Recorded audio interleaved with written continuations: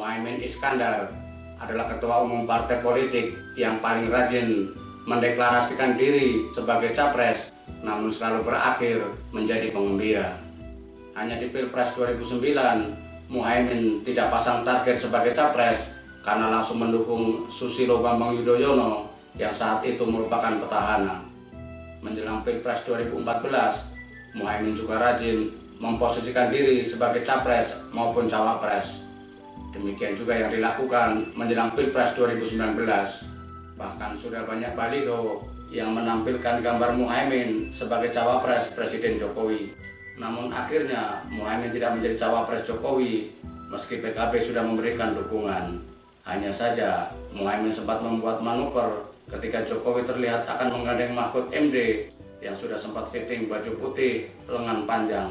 Muhaimin bersama Ketua P3 saat itu Roma Hurmuzi dan Ketua PBNU saat itu Kiai Haji Said Agil Sirot menyebut Mahfud bukan kader NU.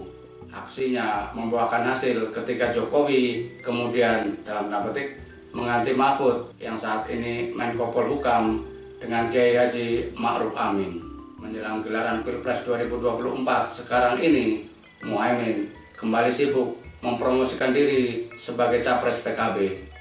Manuvernya dianggap lebih berani karena sempat mewacanakan koalisi semut merah bersama PKS. Terakhir, Muhaimin menyebut siap menjadi cawapres jika partainya berkoalisi dengan PDIP.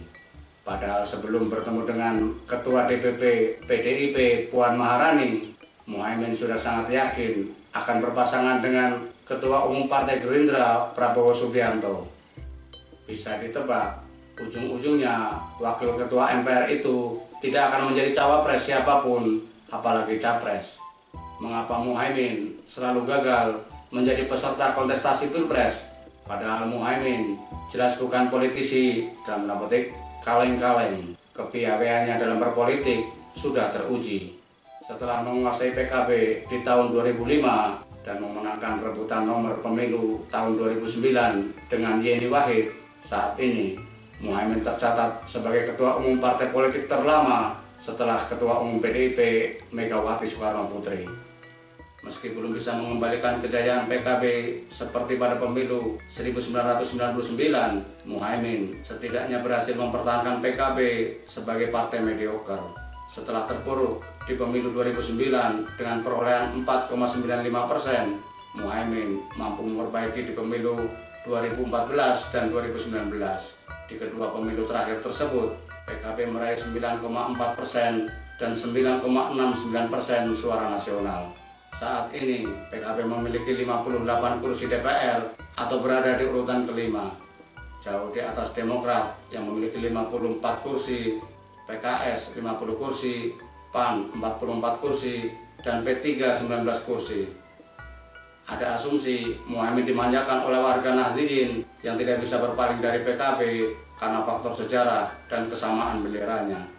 Sesuatu yang masih bisa diperdebatkan, mengingat banyak juga kader NU yang menjadi kader partai lain seperti Nusron Wahid, mantan Ketua Umum GP Ansor itu memilih berlabuh di Partai Golkar.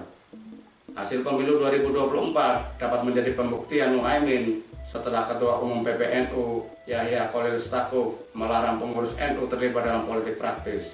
Gus Yahya ingin mengembalikan marwah NU sebagai organisasi keagamaan yang hanya mengurus umat dari sisi agama, pendidikan, dan ekonomi.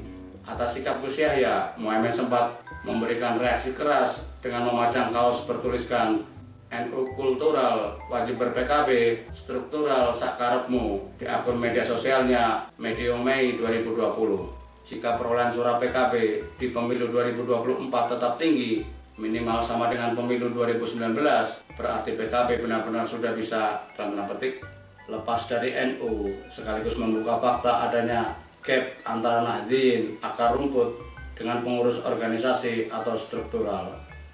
Dengan keberhasilan PKB di pemilu tahun 2014 dan 2019, mestinya Muhaimin juga bisa mendulang elektabilitas tinggi sebagai modal meraih asa di Pilpres 2024. Nyatanya, hasil survei sejumlah lembaga, elektabilitasnya masih sangat rendah.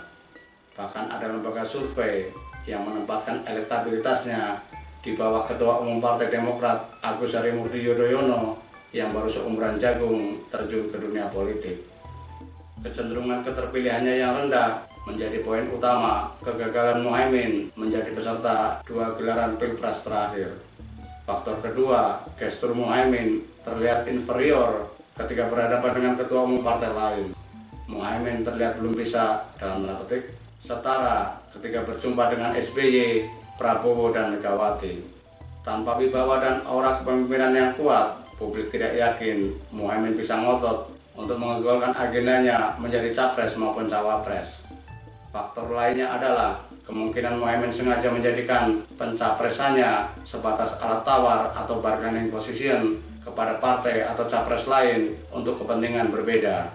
Artinya, Muhaimin tidak benar-benar ingin menjadi capres maupun cawapres. Jika benar ingin menjadi capres ataupun cawapres di Pilpres 2024, masih ada waktu bagi Muhaimin untuk berbenah, terutama menaikkan elektabilitasnya. Dengan elektabilitas yang tinggi dan modal suara PKB, Muhaimin bisa menghapus status sebagai, dalam tanda petik, penggembira Pilpres. Tetapi menaikkan elektabilitas bukan hal yang mudah bagi Muhaimin. Ada beberapa faktor yang mempengaruhi, antara lain, pertama, Muhaimin lebih senang menjadi bagian dari gerbong pemerintah. Dukungan yang diberikan kepada pemerintahan SBY dan kini Jokowi seolah tanpa reserve. Contohnya dalam kasus revisi Undang-Undang KPK, pembentukan Undang-Undang Omnibus Law Cipta Kerja, hingga kenaikan harga BBM, baik di era SBY maupun Jokowi. Kedua, Muhaimin tidak banyak melakukan manuver politik yang mampu membuka mata masyarakat. Manuvernya saat mengagalkan Mahfud sebagai cawapres Jokowi justru melahirkan sikap antipati baik dari pendukung Jokowi maupun Mahfud. Ketiga, masih ada sebagian Gus Durian yang belum bisa menerima Muhaimin, tetapi mereka tetap memilih PKB karena dianggap sebagai warisan Gus Dur yang harus tetap dijaga dan dibesarkan. Keempat, banyaknya kontroversi yang diciptakan kader PKB di kabinet, yakni Menteri Desa, Pembangunan Daerah Tertinggal, dan Transmigrasi Abdul Halim Iskandar, Menteri Tenaga Kerja Ida Fauzia, dan Menteri Agama Yakut Khalil Qomas. Mereka dianggap sebagai, dalam tanda petik, orangnya Muhaimin, sehingga ketika terjadi kontroversi, imbasnya langsung pada elektabilitas Muhaimin, bukan PKB.